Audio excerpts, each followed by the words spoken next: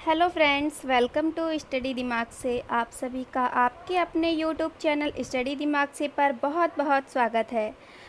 सभी स्टूडेंट जल्दी से क्लास में आ जाइए और अपने दोस्तों के साथ इस वीडियो को शेयर कर दीजिए। आज की जो हमारी क्लास रहेगी इंडियन पॉलिटी से रहेगी, यानी कि भारत का भूगोल। ठीक है, इससे रिलेटेड आपके एग्ज़ाम में जो क्वेश्चन पूछे जाते हैं उन क्वेश्चंस को आपके लिए हम लेकर के आए हैं। साथ में हम आपको एक्सप्लेनेशन भी देंगे।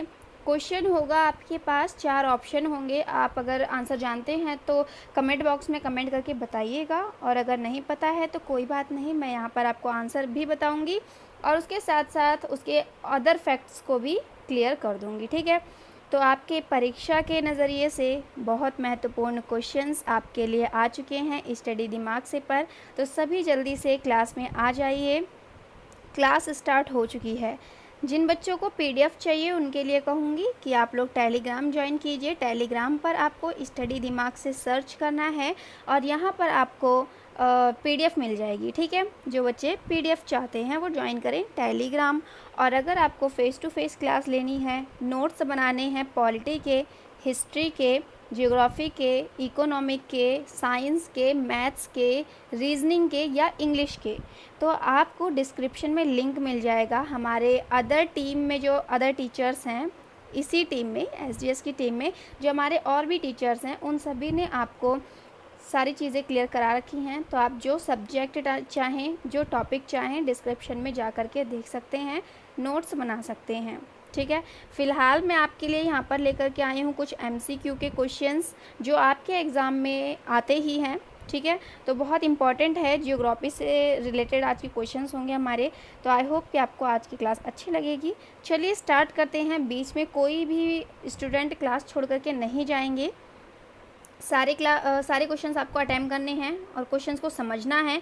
और अगर आपको आंसर पता हो तो आपको कमेंट बॉक्स में कमेंट करके आंसर भी देना है, और नहीं मालूम हो तो जब मैं आपको बताऊं तो आपको यहाँ पर याद कर लेना है। ठीक है, चलिए फर्स्ट क्वेश्चन इसी के साथ आपके स्क्रीन पर आ रहा है। डेली मेरी यहाँ पर क्लास होती है 9 बजे, ये भी आप यहाँ पर देख लीजिएगा।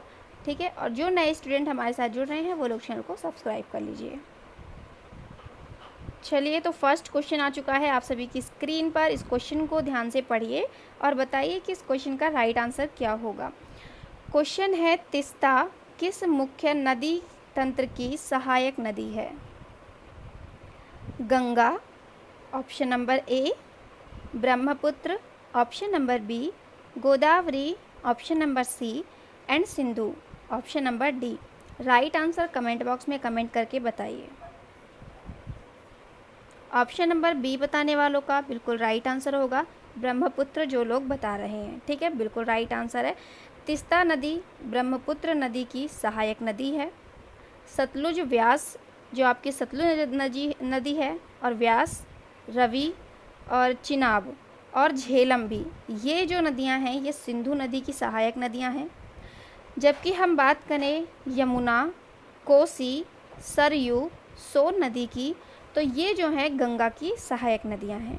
ठीक है, इससे रिलेटेड आपके एग्ज़ाम में क्वेश्चन आता है तो अच्छा होगा कि आप इसे अच्छे से याद रखें, जिससे कि आपके एग्ज़ाम में अगर क्वेश्चन आए तो आप यहाँ पर बिल्कुल भी अटके नहीं और इस क्वेश्चन को स्किप ना करें। ठीक है, तो याद रखिएगा। बढ़ते हैं अगले क्वेश्चन की तरफ। क्वेश्चन नंबर 2 आप सभी की स्क्रीन पर आ चुका है। अगर आपसे कोई चीज़ इस क्लास में छूट जाती है तो आपको टेंशन लेने की कोई ज़रूरत नहीं है। क्लास ख़त्म होते ही ये क्लास आपके लिए अपलोड कर दी जाएगी, तो आप इस क्लास को एक बार फिर से ले सकते हैं, जिससे कि आपका सारा चीज़ रिवाइज़ हो जाएगा, क्वेश्चंस भी, और जो मैं यहाँ पर एक्सप्लेनेशन आपको दे रही हूँ वो भी आपका एक बार रिवाइज़ हो जाएगा, जिससे कि आप अपने एग्ज़ाम की तैयारी और भी अच्छे तरीके से कर पाएंगे। ठीक है, आप कभी भी इसे फिर दोबारा भूलेंगे नहीं अगर आप एक क्लास को 1 से 2 बार ले लेते हैं तो। चलिए बता दीजिए इस क्वेश्चन का राइट आंसर क्या होगा। क्वेश्चन है, निम्नलिखित में से कौन सा हिमालय की नदियों का प्रमुख लक्षण नहीं है? नहीं है आपसे पूछा है, 4 ऑप्शन है, बताइए कौन सा लक्षण नहीं है। ऑप्शन नंबर ए, ये सदावाहिनी है। ऑप्शन नंबर बी, ये गोर्जों का निर्माण नहीं करती। ऑप्शन नंबर सी, यह 5 प्रकार की घाटी का निर्माण करती है। ऑप्शन नंबर डी, ये अपर्दन एवं विक्षेपण का कार्य करती है।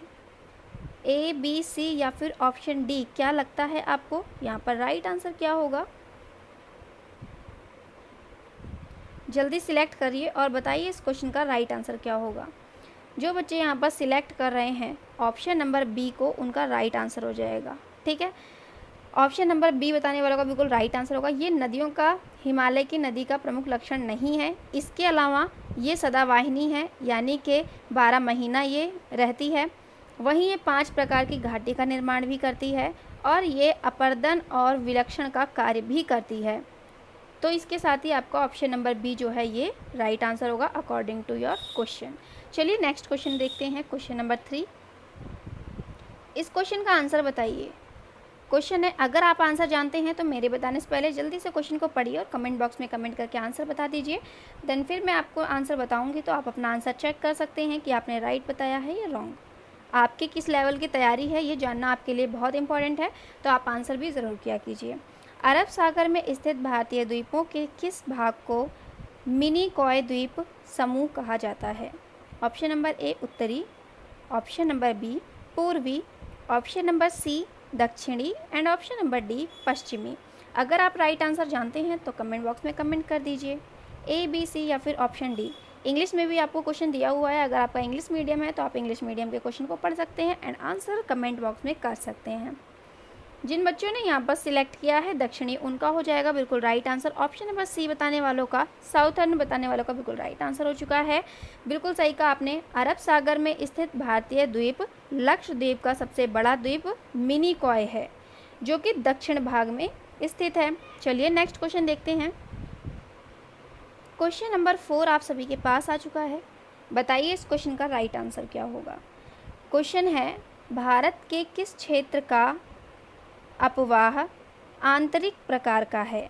ऑप्शन नंबर ए बृहत Himalaya, option number B Tamil Nadu, option number C Chota Nagpur पठार एंड ऑप्शन नंबर डी पश्चिमी Rajasthan. Right answer comment box में कमेंट करिए और बताइए कि क्या होगा सही उत्तर। मैं भी आपको आंसर बताऊंगी, इसकी चिंता ना करें। जो नए बच्चे हमारे साथ जुड़ रहे हैं वो लोग चैनल को सब्सक्राइब कर लीजिए, बेल आइकन को क्लिक कर लीजिए, जिससे कि जब हमारी अगली वीडियो आएगी तो आपको उसका नोटिफिकेशन मिल जाएगा। मेरी क्लास डेली अब से सुबह 9 बजे हुआ करेगी, तो आप डेली टाइम पर आ सकते हैं। रोज़ सुबह 9 बजे आपको यहाँ पर क्लास मिल जाया करेगी। और इसके अलावा अगर आप चैनल सब्सक्राइब करके रखते हैं, बेल आइकन क्लिक करके रखते हैं, तो आपको नोटिफिकेशन मिल जाएगा जैसे ही क्लास आपके पास आएगी। ठीक है, चलिए बताइए इस क्वेश्चन का राइट आंसर। भारत के किस क्षेत्र का अपवाह आंतरिक प्रकार का है? सिलेक्ट करिए राइट आंसर। जिन बच्चों ने यहाँ पर बताया है पश्चिमी राजस्थान, उनका हो जाएगा बिल्कुल राइट आंसर ऑप्शन डी बताने वालों का। भारत के पश्चिम राजस्थान में लूनी नदी बहती है, जो कि राजस्थान की सबसे बड़ी नदी है और इसका अपवाह क्षेत्र राजस्थान के अंदर ही है। ये कच्छ के रण में समाप्त हो जाती है। ठीक है, चलिए आगे बढ़ लेते हैं। नेक्स्ट क्वेश्चन देखेंगे, क्वेश्चन नंबर 5, और बताएंगे इस क्वेश्चन का राइट आंसर क्या होगा। क्वेश्चन है, अरब सागर में स्थित भारतीय द्वीपों का सबसे महत्वपूर्ण लक्षण क्या है? ए, बी, सी या फिर ऑप्शन डी। सिलेक्ट करिए राइट आंसर। इन सब का क्षेत्रफल बहुत कम है। ऑप्शन नंबर ए, ये सभी मूंगे की चट्टानों से बने हैं। ऑप्शन नंबर बी, इनके जलवायु शुष्क हैं। Option number C and option number D, इनमें से कोई नहीं। जिन बच्चों ने सिलेक्ट किया है यह सभी मूंगे की चट्टानों से बने हैं, यानी कि ऑप्शन नंबर बी उनका हो जाएगा बिल्कुल right answer, option B select करने वालों का। ठीक है, अगर सागर में स्थित भारतीय द्वीपों लक्षद्वीप मूंगे की चट्टान से बना है और जिसकी कि अंडमान निकोबार द्वीप समूह ज्वालामुखी जो है उससे क्रिया बनी है। ठीक है, आगे बढ़ते हैं। नेक्स्ट क्वेश्चन, क्वेश्चन नंबर 6 आ चुका है। अगर आप जानते हैं इसका राइट आंसर तो कमेंट बॉक्स में कमेंट करके बता दीजिए कि इसका सही उत्तर क्या होगा। क्वेश्चन है, मैकाल श्रेणी कहाँ स्थित है? 4 ऑप्शन आप सभी के पास है, सभी बताएंगे इस क्वेश्चन का राइट आंसर हो गया। मैकाल श्रेणी कहाँ पर स्थित है? Option number A Rajasthan, option number B Jammu Kashmir, option number C Chhattisgarh and option number D Tamil Nadu. Option C select करने वालों का हो जाएगा बिल्कुल राइट आंसर। छत्तीसगढ़ बताने वालों का बिल्कुल राइट आंसर हो चुका है यहाँ पर। मैकाल श्रेणी जो है ये सतपुड़ा पर्वत श्रेणी का ही भाग है जो छत्तीसगढ़ में पड़ता है और ये महादेव के पूर्व में स्थित है। बात करें इसकी ऊंचाई की तो इसकी सबसे ऊंची चोटी अमरकंटक में है। क्लियर, आगे बढ़ते हैं, नेक्स्ट क्वेश्चन देखेंगे, क्वेश्चन नंबर 7, और बताएंगे कमेंट बॉक्स में कमेंट करके कि इसका राइट आंसर क्या होगा। क्वेश्चन आप सभी के सामने आ चुका है। क्वेश्चन है उत्तरी पश्चिम भारत में शीतकालीन वर्षा डैश से होती है, किससे होती है ये आपको बताना है।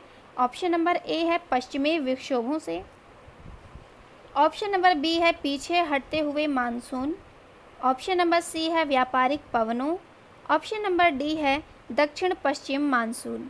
राइट आंसर कमेंट बॉक्स में बता दीजिए अगर आपको मालूम है तो। ऑप्शन ए सिलेक्ट करने वालों का बिल्कुल राइट आंसर हो चुका है, पश्चिमी विक्षोभ बताने वालों का। ठीक है, उत्तर पश्चिम भारत में शीतकालीन वर्षा पश्चिम विक्षोभ से होती है। पश्चिमी विक्षोभ भूमध्य सागर में पैदा होता है और ये जो है ईरान, इराक, अफगानिस्तान, इसके साथ ही पाकिस्तान होते हुए उत्तर पश्चिम भारत में प्रवेश करते हुए अपनी बारिश या अपनी वर्षा डालता है। वहीं बात करें हम पीछे हटते हुए मानसून की, तो पीछे हटते हुए मानसून से कोरोमंडल तट पर बारिश होती है। क्लियर, चलिए क्वेश्चन नंबर 8 देखते हैं। नेक्स्ट क्वेश्चन आप सभी के सामने आ चुका है, जल्दी से क्वेश्चन पढ़ लीजिए और कमेंट बॉक्स में कमेंट करके अपना आंसर बता दीजिए। चलिए जल्दी से बताइए, क्वेश्चन नंबर 8 आप सभी के सामने। क्वेश्चन है ग्रीष्मकालीन मानसून से सर्वाधिक वर्षण किस क्षेत्र में प्राप्त होता है, ए, बी, सी या फिर ऑप्शन डी। क्लियर करिए जल्दी से, कमेंट बॉक्स में कमेंट करिए आंसर, फिर मैं आपको बताऊंगी। इससे आपको क्लियर हो जाएगा कि आपने आंसर सही बताया है या गलत बताया है। उत्तर पूर्व पहाड़ी क्षेत्र बताने वालों का हो चुका है बिल्कुल right answer. Option number B जिन्होंने सिलेक्ट किया है उनका बिल्कुल राइट आंसर हो जाएगा। ग्रीष्मकालीन मानसून से सबसे ज़्यादा वर्षा जो है वो उत्तर पूर्व की पहाड़ी क्षेत्र में होता है। ये बारिश बंगाल की खाड़ी शाखा से होती है और विश्व में सबसे ज़्यादा बारिश के प्रसिद्ध जो आपके मासिनराम मेघालय में है, वहाँ पर मासिनराम चेरापूंजी से 16 किलोमीटर पश्चिम की तरफ जाएं तो यहाँ पर स्थित है, जहाँ पर कि 1080 सेंटीमीटर बारिश होती है। क्लियर, चलिए नेक्स्ट क्वेश्चन 9 देखते हैं। क्वेश्चन नंबर 9 आप सभी की स्क्रीन पर आ चुका है। इस क्वेश्चन को पढ़िए और बताइए इसका राइट आंसर क्या होगा। क्वेश्चन है ग्रीष्मकालीन मानसून किस क्षेत्र में सबसे ज़्यादा पहुँचता है या सर्वाधिक पहुँचता है। Option A Himalaya, option number B पूर्वी घाट, ऑप्शन नंबर सी पश्चिमी घाट and option number D Ganga Sindhu का मैदान। राइट आंसर कमेंट बॉक्स में कमेंट करके बताइए अगर आपको पता है तो।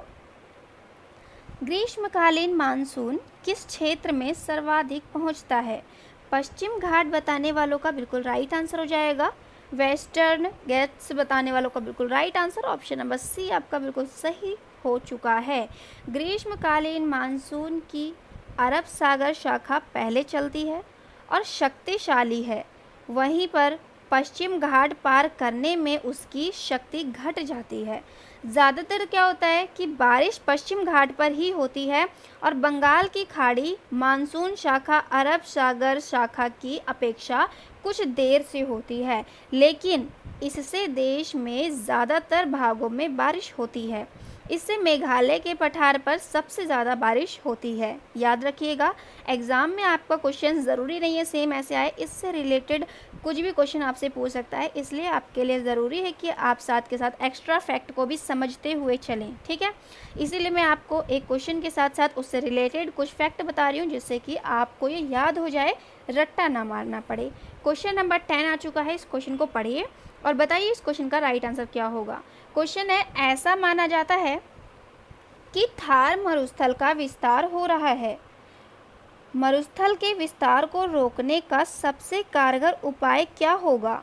ऑप्शन नंबर ए वन रोपण, ऑप्शन नंबर बी कृत्रिम वर्षा, ऑप्शन नंबर सी नेहरू द्वारा सिंचाई एंड ऑप्शन नंबर डी, इनमें से कोई नहीं। क्वेश्चन नंबर 10, और जिन बच्चों ने यहाँ पर सिलेक्ट किया है चारों में से ऑप्शन नंबर ए को, उनका हो जाएगा बिल्कुल राइट आंसर। वन रोपड़ बताने वालों का बिल्कुल सही उत्तर है।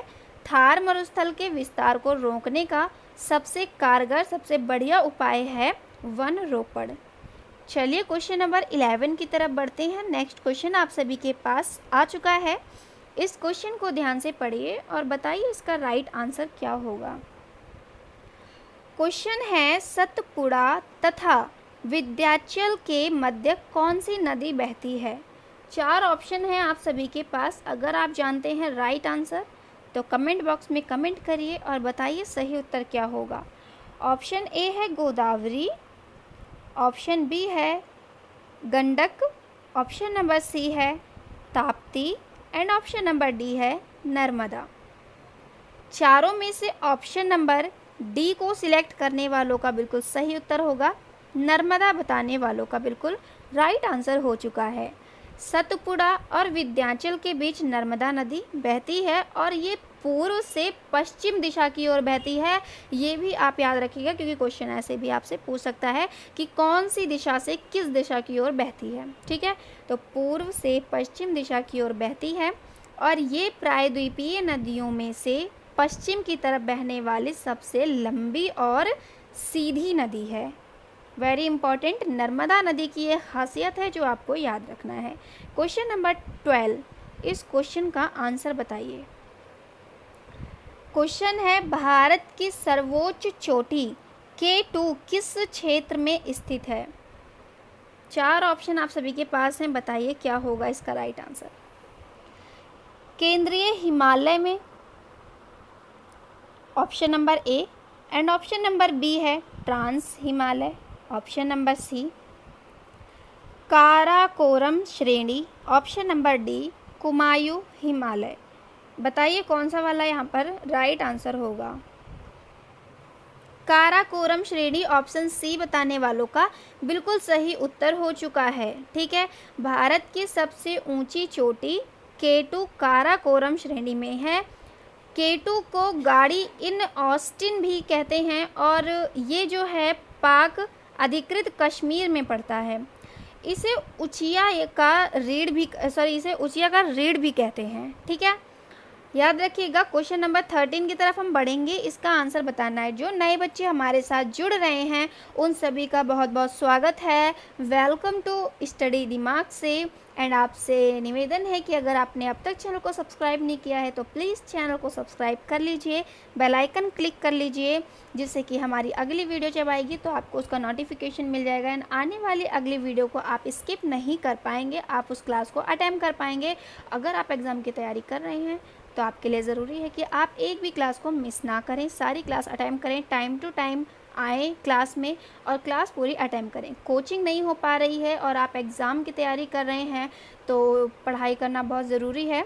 यहाँ आकर आप क्लास ले सकते हैं, क्वेश्चंस देख सकते हैं कि किस लेवल के क्वेश्चन आपके एग्ज़ाम में आते हैं और आप इससे बेटर से बेटर तरीके से अपने एग्ज़ाम की तैयारी कर सकते हैं। ठीक है, नोट्स के लिए आप डिस्क्रिप्शन में जाइए, वहाँ पर आपको नोट्स भी मिल जाएंगे। हर सब्जेक्ट के नोट यहाँ पर आपको मिलेंगे और साथ में PDF आपको टेलीग्राम ज्वाइन करना पड़ेगा, वहाँ पर PDF भी मिल जाएगा। ठीक है, चलिए क्वेश्चन नंबर 13 आ चुका है, इसका आंसर कर दीजिए जल्दी से कमेंट बॉक्स में। शिवालिक का विस्तार किसके बीच हुआ था? ऑप्शन नंबर ए सिंधु तथा Satluj, option number B Potwar basin तथा Teesta, option number C Satluj तथा Kali, option number D Satluj तथा तिस्ता। A, B, C या फिर ऑप्शन डी। जिन बच्चों ने यहाँ पर सिलेक्ट किया है ऑप्शन नंबर बी को, उनका हो जाएगा बिल्कुल सही उत्तर। ठीक है, ऑप्शन बी बताने वालों का बिल्कुल राइट आंसर हो चुका है। ऐसे ही आप देखते रहिए, पढ़ते रहिए और करते रहिए स्टडी दिमाग से। साथ में अपने दोस्तों के साथ इस वीडियो को शेयर कर दीजिएगा। जो बच्चे भी एग्ज़ाम की तैयारी कर रहे हैं वो लोग भी इस क्लास को अटेम्प्ट कर लेंगे, इससे उनकी बेस्ट तैयारी हो जाएगी और हमारा भी थोड़ा सा हौसला जो है वो इंक्रीज़ हो जाएगा। चलिए नेक्स्ट क्वेश्चन देखते हैं। क्वेश्चन नंबर 14, इसका आंसर बताइए। क्वेश्चन है, हिमालय क्षेत्र में पाई जाने वाली चट्टानें अधिकांशतः कितने प्रकार की होती हैं? A, B, C या फिर option D. Right answer comment box में कमेंट करके बता दीजिए क्या होगा इस क्वेश्चन का सही उत्तर। क्वेश्चन नंबर 14, हिमालय क्षेत्र में पाई जाने वाली चट्टानें अधिकांशतः किस प्रकार की होती हैं। जिन बच्चों ने ऑप्शन ए को सिलेक्ट किया है उनका बिल्कुल राइट आंसर है ऑप्शन ए। बताने वालों का तलछटी सिलेक्ट करने वालों का बिल्कुल राइट आंसर हो चुका है। चलिए बढ़ते हैं नेक्स्ट क्वेश्चन की तरफ। अगला क्वेश्चन है आप सभी के सामने क्वेश्चन नंबर 15। इस क्वेश्चन को पढ़िए और बताइए इस क्वेश्चन का राइट आंसर क्या होगा। किस क्षेत्र में देश की सबसे प्राचीन चट्टान पाई जाती है। Option number A Himalaya, option number B Aravalli, option number C Ganga Sindhu का मैदान and option number D Shivalik. Right answer comment box में कमेंट कर दीजिए। किस क्षेत्र में देश की सबसे प्राचीन चट्टान पाई जाती है। अरावली बताने वालों का बिल्कुल सही उत्तर हो जाएगा। अरावली सबसे प्राचीन पर्वत है और ये एक अवशिष्ट पर्वत है। हिमालय सबसे पुराना पर्वत है और शिवालिक पर्वत का निर्माण सबसे बाद में हुआ है और ये हिमालय की 3 श्रेणियों में सबसे दक्षिणतम श्रेणी में आता है। ठीक है, चलिए क्वेश्चन नंबर 16 देखते हैं। नेक्स्ट क्वेश्चन आ चुका है। अगर आप जानते हैं सही उत्तर तो कमेंट बॉक्स में कमेंट करिए। बड़ा ही प्यारा और बहुत ही आसान सा क्वेश्चन आप सभी के सामने आ चुका है। मुझे पूरी उम्मीद है कि आप सभी को इस क्वेश्चन का आंसर पता होगा। कुछ एक आध क्वेश्चन आसान भी तो होने चाहिए क्योंकि आपके एग्ज़ाम में आसान क्वेश्चन भी पूछे जाते हैं और कठिन भी पूछ लिए जाते हैं क्योंकि कंपटीशन ज़्यादा है तो एग्ज़ाम में क्वेश्चंस तो हार्ड आएंगे ना। चलिए, भारत में राज्यों का भाषा के आधार पर गठन सबसे पहले कब हुआ था ये आपको बताना है। अगर आपको मालूम है तो बता दीजिए। जल्दी सिलेक्ट करिए क्या होगा इस क्वेश्चन का राइट आंसर। जो बच्चे यहाँ पर सिलेक्ट कर रहे हैं 1950 ऑप्शन नंबर बी को उनका बिल्कुल राइट आंसर हो चुका है। ठीक है, 1950 और ऑप्शन नंबर सी जो लोग बता रहे हैं उनका भी राइट आंसर है क्योंकि यहाँ पर ऑप्शन आपका सेम है। बी बताने वाले और सी बताने वाले, बी और सी सेम ऑप्शन है तो आपका राइट आंसर हो जाएगा। जो बच्चे बी बता रहे हैं उनका भी एंड सी वालों का भी राइट आंसर है। भाषा के आधार पर जो गठित किया गया था वो था आंध्र प्रदेश राज्य और 56 में हुआ था ये। ठीक है, 1956 जो कि आपके ऑप्शन में नहीं है, आप याद रखिएगा 1956 में इसका गठन हुआ था। यानी कि आपका ये रॉन्ग हो जाएगा, ये भी रॉन्ग होगा, ये भी रॉन्ग होगा और डी भी रॉन्ग हो जाएगा 1956 में। ठीक है, 1950 में तो हमारा संविधान लागू हो गया था और इसके बाद 1956 में एक और राज्य बना था जो कि भारत का स्वतंत्रता के बाद या सबसे पहले जो भाषा के आधार पर जो गठित किया गया था वो था आंध्र प्रदेश। ठीक है, नेक्स्ट क्वेश्चन देखेंगे। क्वेश्चन नंबर 17 बताएंगे इसका राइट आंसर क्या होगा। क्वेश्चन आप सभी के सामने है और क्वेश्चन है कि भारत तथा इसके पड़ोसी देशों को भारतीय उपमहाद्वीप कहा जाता है, इसका कारण क्या है। ऑप्शन नंबर ए इस क्षेत्र का बृहत विस्तार, ऑप्शन नंबर बी भारत के राजनैतिक प्रभुता, ऑप्शन नंबर सी भारत की जनसंख्या एंड ऑप्शन नंबर डी इस क्षेत्र का संसार के अन्य भागों से अलग थलग होना। राइट आंसर कमेंट बॉक्स में कमेंट करके बताइए कि क्या होगा इसका राइट आंसर। अगर आप जानते हैं सही उत्तर तो जल्दी से बता दीजिए। भारत तथा इसके पड़ोसी देशों को भारतीय उपमहाद्वीप कहा जाता है, इसका कारण क्या है। सिलेक्ट करिए राइट आंसर और बताइए कमेंट बॉक्स में कमेंट करके। क्वेश्चन नंबर 17 का आंसर आपको सिलेक्ट करके बताना है। ठीक है, जब आप सभी के आंसर आ जाएंगे तब हम आएंगे इस पर, लास्ट में आपको बताऊंगी क्वेश्चन नंबर 17 का, तब तक आप इसका आंसर कर दीजिए कमेंट बॉक्स में। एंड क्वेश्चन नंबर 18 आ चुका है। जिन बच्चों ने 17 का आंसर दे दिया है चलिए 18 पर आ जाइए। इस क्वेश्चन का आंसर बताइए। मन्नार की खाड़ी कहाँ स्थित है।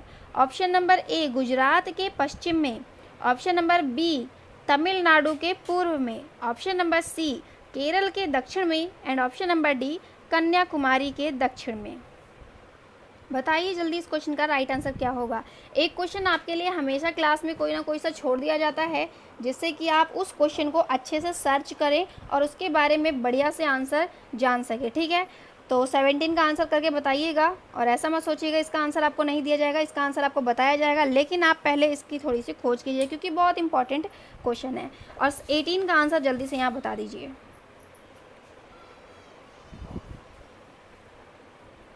जो बच्चे यहाँ पर सिलेक्ट कर रहे हैं तमिलनाडु के पूर्व में, उनका हो जाएगा right answer option number B बताने वालों का। देखिए जो मन्नार की खाड़ी है ये तमिलनाडु के पूर्व में है, जो कि भारत और श्रीलंका को अलग कर देती है। श्रीलंका हमारा पहला निकटतम पड़ोसी देश है, ये आप सभी जानते हैं। और दूसरी बात करें तो दूसरी तरफ पड़ोसी देश निकटतम जो होगा वो है इंडोनेशिया, यानी फर्स्ट सबसे नज़दीक जो है वो है श्रीलंका एंड सेकंड नंबर पर इंडोनेशिया। क्वेश्चन आपसे पूछ सकता है, तो ये भी आप याद रखिएगा कि भारत के सबसे नज़दीक जो पड़ोसी देश है कौन सा है, फर्स्ट नंबर पर, एंड सेकंड नंबर पर कौन सा है। चलिए 19 आ चुका है, इसका आंसर करके बता दीजिए कि इस क्वेश्चन का राइट आंसर क्या होगा। क्वेश्चन है भारत का एक ऐसा राज्य जिससे होकर कर्क रेखा गुजरती है।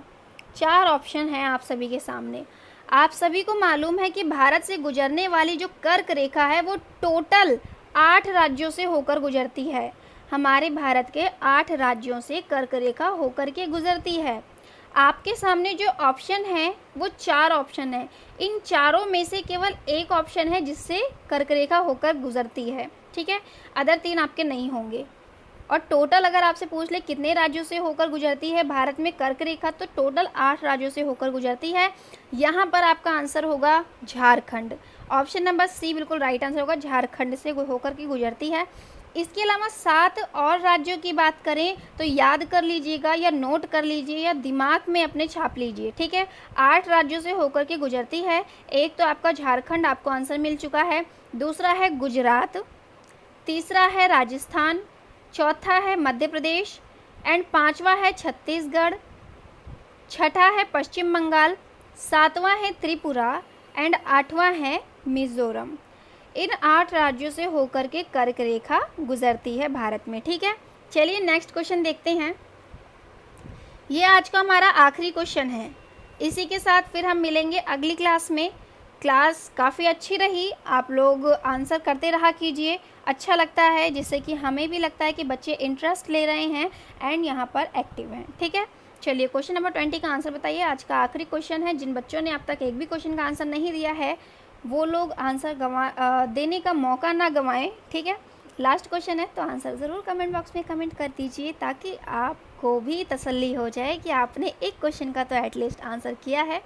और आपसे रिक्वेस्ट है कि प्लीज़ इस क्लास को शेयर कीजिएगा उन बच्चों के लिए जो बच्चे कोचिंग नहीं जा पा रहे, क्योंकि कोचिंग इस टाइम चल नहीं रही है ना, लेकिन बच्चे एग्ज़ाम की तैयारी तो कर रहे हैं, उनके लिए पढ़ना बहुत ज़रूरी है। तो इसलिए ज़रूरी है कि उन तक क्लासेस ज़रूर पहुँचें, ताकि उन बच्चों को पता चल सके कि किस टाइप के क्वेश्चन, किस लेवल के क्वेश्चन एग्ज़ाम में आते हैं। तो आपकी नज़रों में जो बच्चे भी कॉम्पिटिटिव एग्ज़ाम की तैयारी कर रहे हैं उन तक इस वीडियो को ज़रूर पहुंचाइएगा। अपने दोस्तों के साथ इसे ज़रूर शेयर कीजिएगा। आपके रिश्तेदारों में कोई अगर एसएससी, दिल्ली पुलिस की तैयारी कर रहा है तो उन तक ज़रूर पहुँचाइएगा इस क्लास को, ठीक है।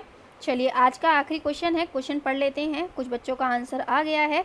भारत संसार का 7वां बड़ा देश है। इसके अंतर्गत संसार के कुल क्षेत्रफल का लगभग डैश भाग आता है। तो जिन बच्चों ने यहाँ पर इन चारों में से सिलेक्ट किया है 2.4% को, उनका हो जाएगा बिल्कुल राइट आंसर, ठीक है। ऑप्शन ए बताने वालों का हो चुका है बिल्कुल सही उत्तर।